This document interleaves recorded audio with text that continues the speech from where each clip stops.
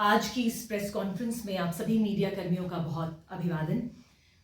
आज आम आदमी पार्टी की स्टेट स्पोक्सपर्सन के नाते मैं आप लोगों के समक्ष कुछ 6-7 बातें रखना चाहूंगी। सबसे पहले 9 जनवरी 2023 को विजय कुमार बिधूरी जी ने, जो commissioner secretary to the government है, उन्होंने डायरेक्शंस दी कि सभी डिप्टी कमिश्नर्स को 31 जनवरी 2023 तक 100% एनक्रोचमेंट जो है वो हटानी थी। किसकी? स्टेट लैंड की, including Roshni land and kahcharai land. कल 31 जनवरी 2023 है। मैं आप लोगों के माध्यम से एलजी सरकार से यह पूछना चाहूंगी, कितनी स्टेट लैंड आपने रिट्रीव करी?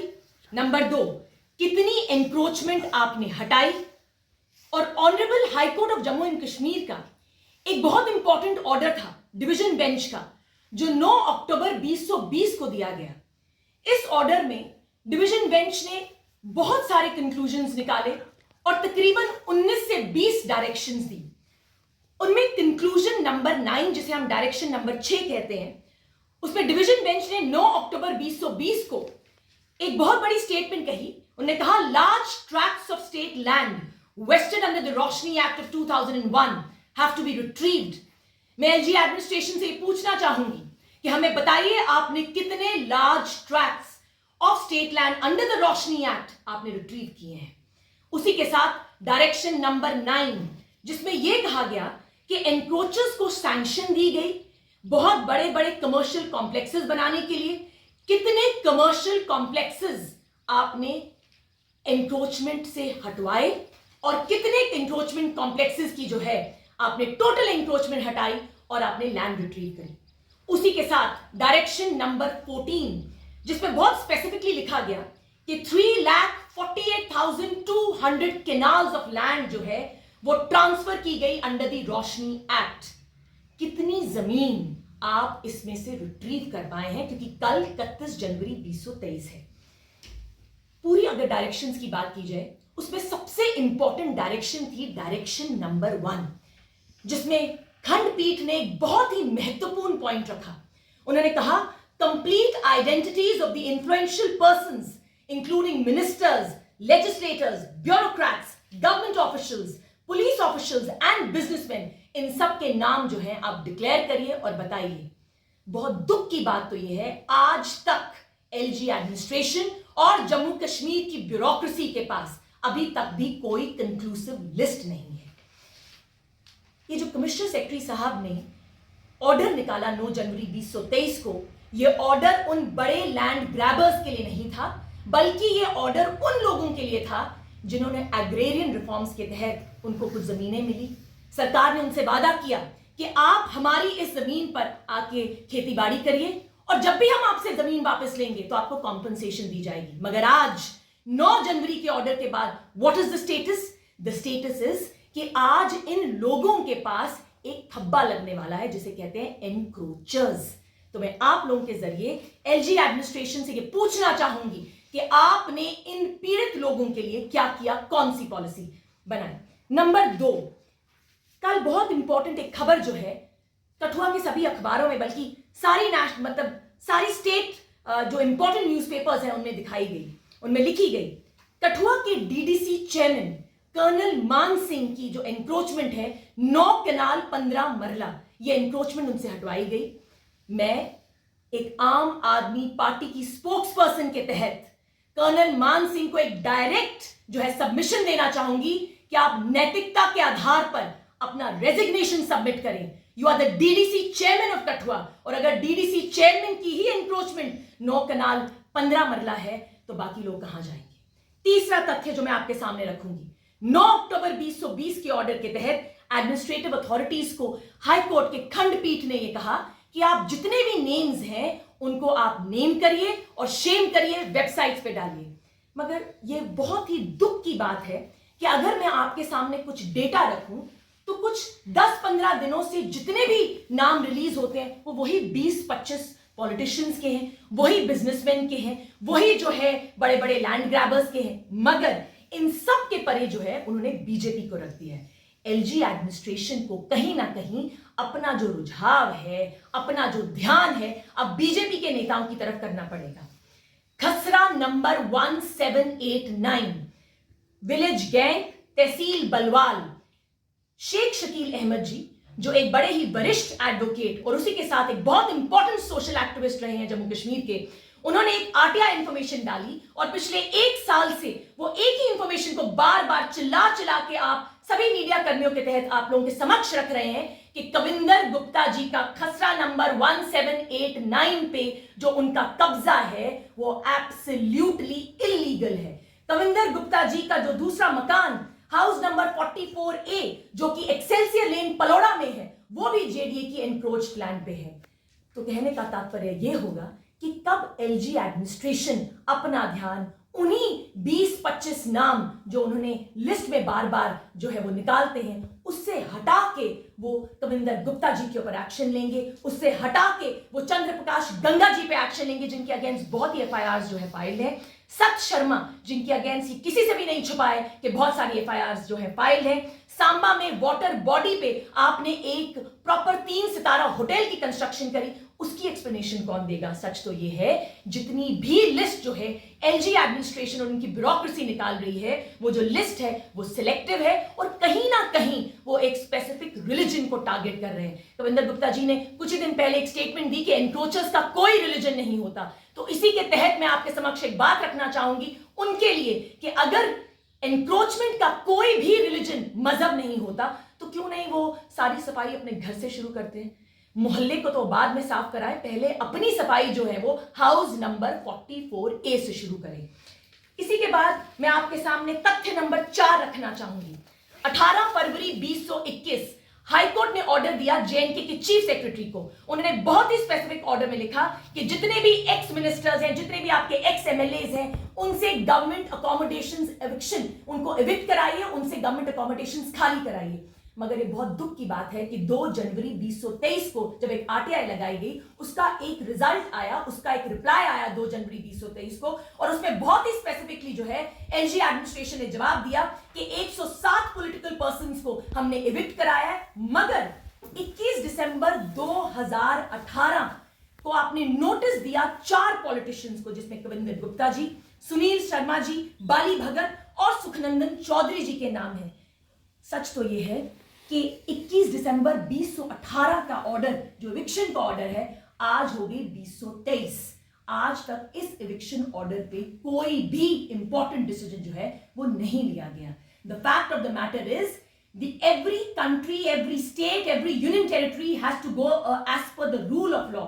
मगर जम्मू कश्मीर में 2 रूल ऑफ लॉ है। बाकी पॉलिटिशियंस के लिए, बाकी पॉलिटिकल पार्टीज के लिए अलग रूल ऑफ लॉ है और बीजेपी के विधायकों के लिए अलग रूल ऑफ लॉ है। नेक्स्ट पॉइंट आपके सामने तथ्य नंबर 5, झूठ की जो श्रृंखला बीजेपी ने जो सीरीज निकाली है वो मैं आप लोगों के सामने रखना चाहूंगी। और इस श्रृंखला में एलजी एडमिनिस्ट्रेशन और उनकी पूरी ब्यूरोक्रेसी बराबर की भागीदार है।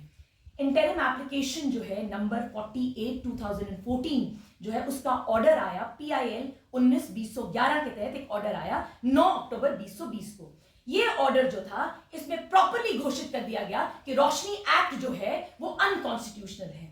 इसके बावजूद जो है रिव्यू पिटिशन फाइल की गई जिसका नाम है रिव्यू पिटिशन नंबर 37। मैं आपके समक्ष वो रिव्यू पिटिशन रखूंगी जिसमें बड़ा कैटेगोरिकली समझाया गया। पैरा नंबर 5, पैरा नंबर 6 और पैरा नंबर 7 में सरकार हाईकोर्ट गई और उन्होंने बोला कि आप इस ऑर्डर की जो आपने ऑर्डर 9 अक्टूबर 2020 को निकाला है, इस ऑर्डर में कुछ एरर्स हैं, आप इस ऑर्डर को एक बार फिर से इस पे गौर करें। आप लैंडलेस लोगों को और बड़े बड़े जो लैंड ग्रैबर्स हैं, जो वेल्दी पॉलिटिशियंस हैं, उनको एक ही ढांचे में ना रखें। सरकार ने टाइम मांगा हाईकोर्ट से कि आप हमें पॉलिसी बनाने का टाइम दीजिए, मगर बहुत लोग इस तथ्य को नहीं जानते कि अभी कुछ दिन पहले एडवोकेट असीम सहानी जो बहुत ही वरिष्ठ वकील हैं, उन्होंने बहुत सारी जो है तथ्य जो है लोगों के समक्ष रखे थ्रू दी सोशल मीडिया।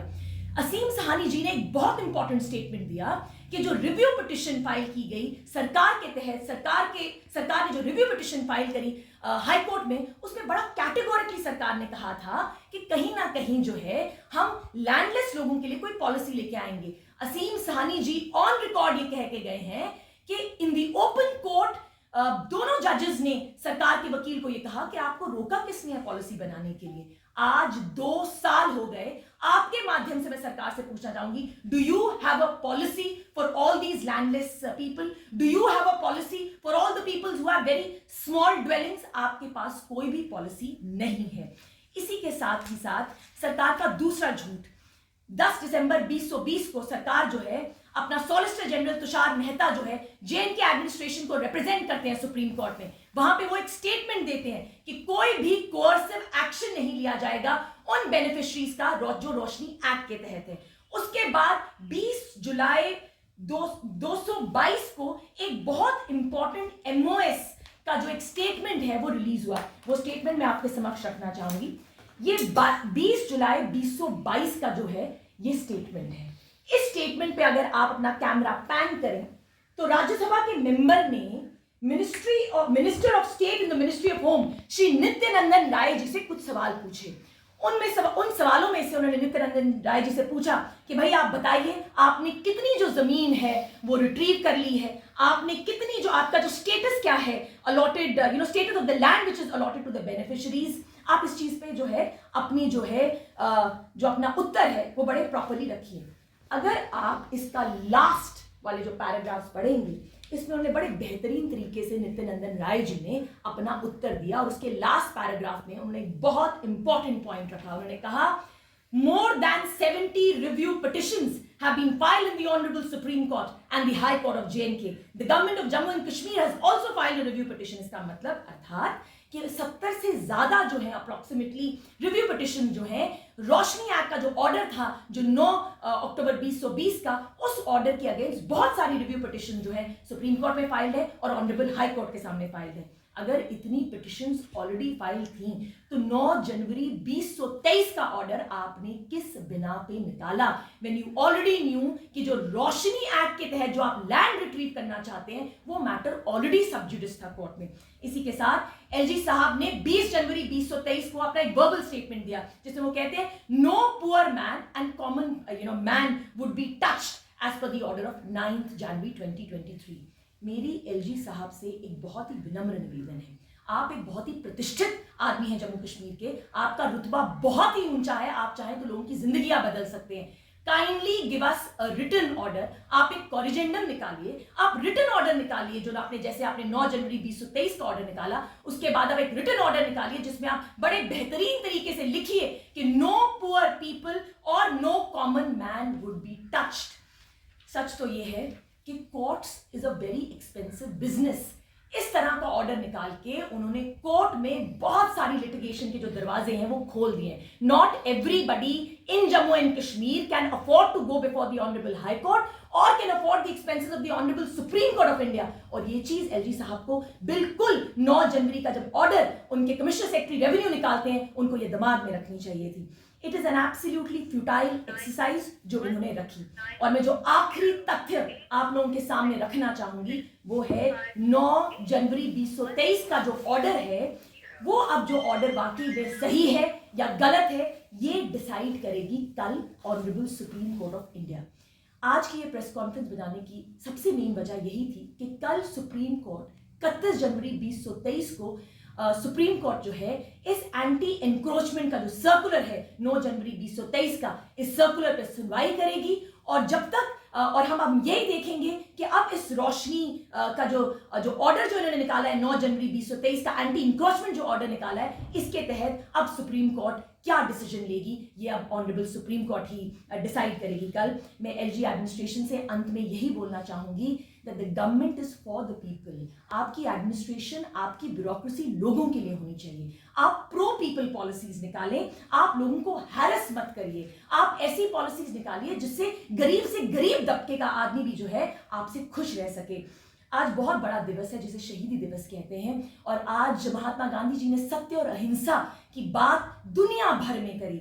आज आप लोगों के माध्यम से मैं एलजी साहब को 4 पंक्तियां कहना चाहूंगी जो श्रीमती सुषमा स्वराज जी ने 2011 में डॉक्टर उधर की ना बात कर ये बता कि काफिला क्यों लुटा, मुझे रहजनों से गिला नहीं तेरी रहबरी पे सवाल है। सच तो ये है एलजी साहब की गाइडेंस पे जो है जम्मू कश्मीर की ब्यूरोक्रेसी काम करती है। अगर आपकी गाइडेंस ही नहीं सही होगी तो लोग आपकी रहबरी पे सवाल उठाएंगे। आज आम आदमी पार्टी की प्रवक्ता के नाते मैं अंत में यही कहना चाहूंगी दैट द आम आदमी party stands with the people of Jammu and Kashmir. वो हर उस गरीब तबके के लोगों के साथ खड़ी है जो इस ऑर्डर से प्रभावित है। और साथ ही साथ मैं ये कहना चाहूंगी कि जो सर्कुलर 9 जनवरी 2023 को निकाला गया उस पर इमीडिएटली एक कॉरिजेंडम निकलना चाहिए। और अंत में सुप्रीम कोर्ट ऑफ इंडिया से हमारी अपील रहेगी कि वो एक ऐसा ऑर्डर कर दे जिसके तहत लोगों के जो अंदर है एक खुशी की लहर जाग उठे। धन्यवाद। If you got any questions आप मुझसे पूछ सकते हैं। मैम आपने बड़े अच्छी तरीके से एलैबोरेट कर लिया, क्वेश्चन को बचा नहीं है।